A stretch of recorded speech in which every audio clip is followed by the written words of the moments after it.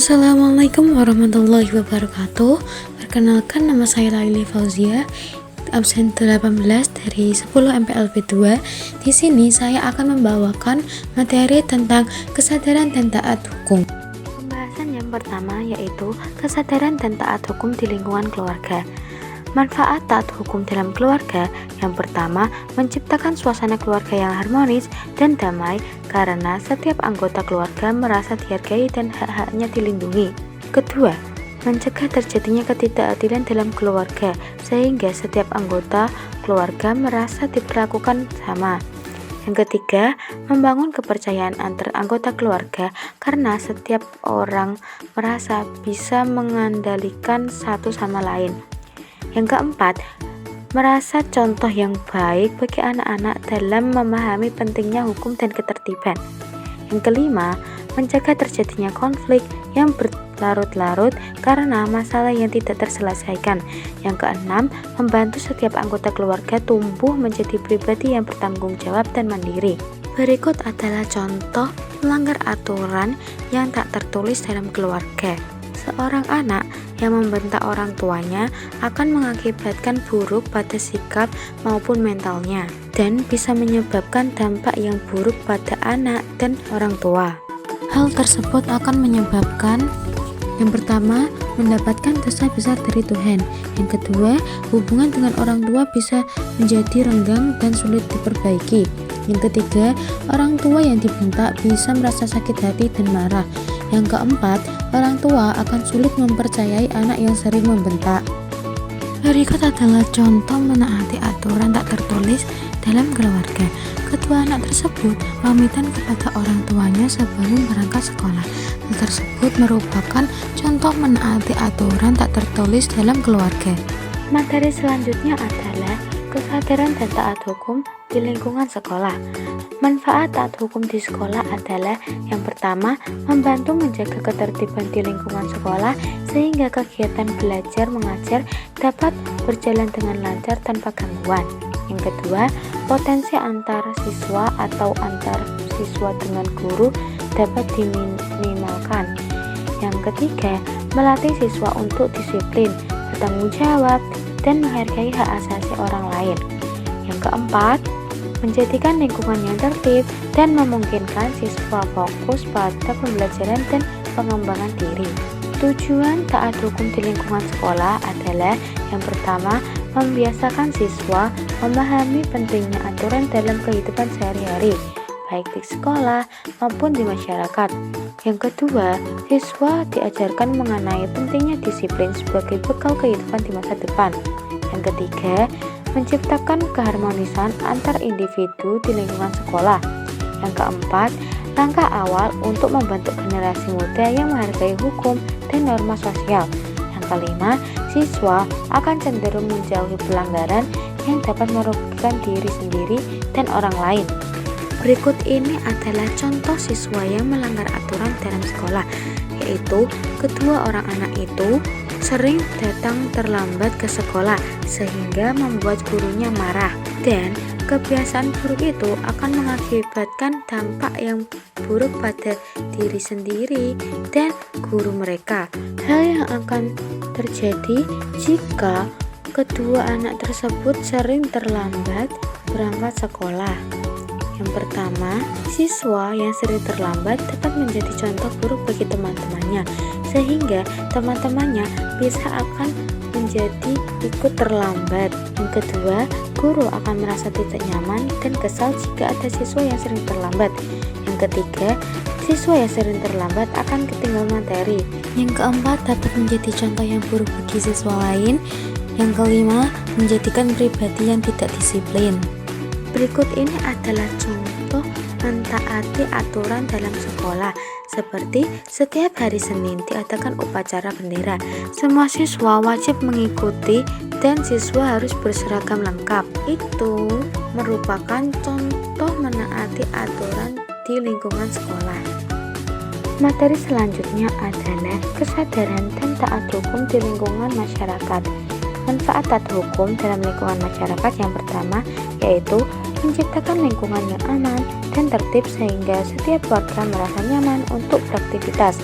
Yang kedua, taat hukum berkontribusi pada peningkatan kualitas hidup masyarakat karena setiap individu memiliki hak dan kewajiban yang sama. Yang ketiga, dengan adanya aturan yang jelas dan ditaati, maka potensi terjadinya konflik antar warga dapat diminimalisir.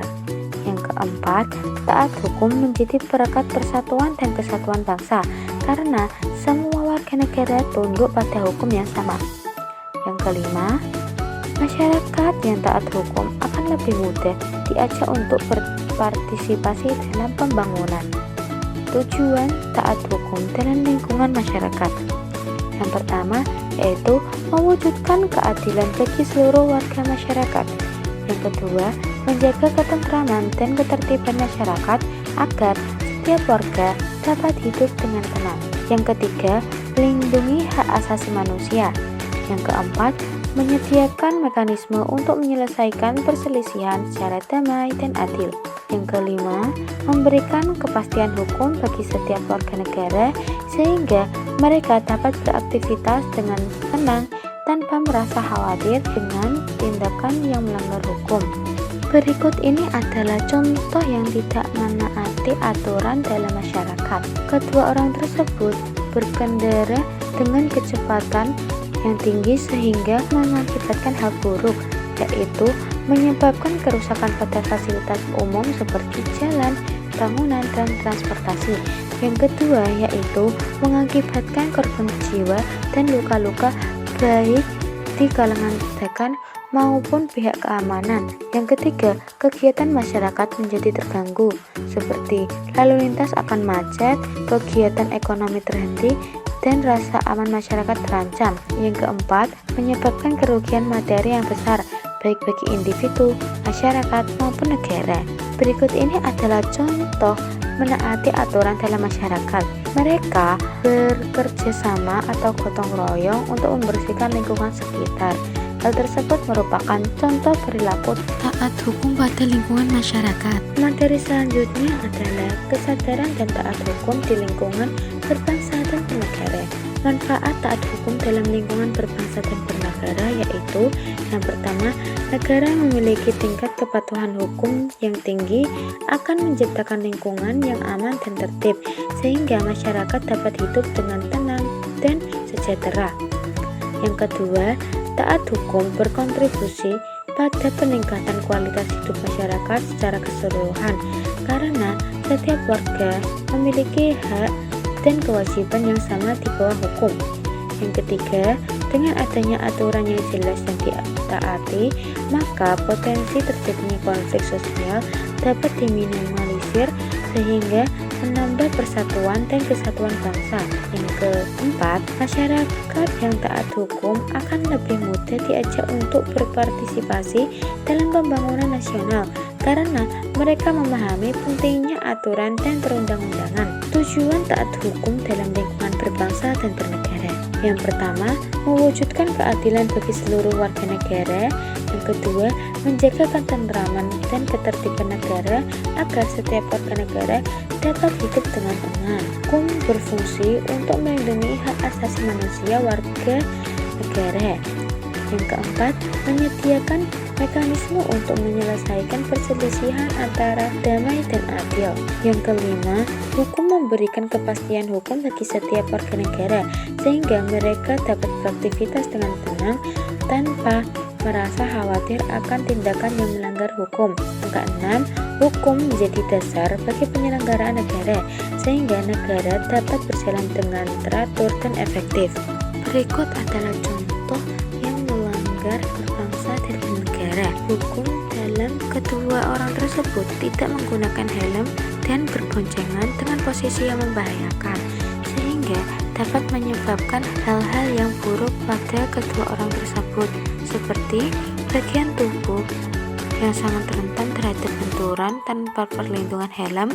Benturan saat kecelakaan dapat menyebabkan cedera otak, traumatis, gegar otak, pendarahan otak, bahkan kematian. Yang kedua, menyebabkan tulang tengkorak retak atau patah. Yang ketiga, cedera wajah seperti hidung, tulang pipi retak, atau kerusakan gigi. Yang keempat, leher dapat mengalami cedera seperti terkilir atau bahkan patah tulang leher. Berikut adalah contoh yang menaati hukum dalam lingkungan berbangsa dan bernegara, yaitu menggunakan helm saat berkendara. Sekian pembahasan dari saya. Terima kasih sudah menonton sampai akhir. Wassalamualaikum warahmatullahi wabarakatuh.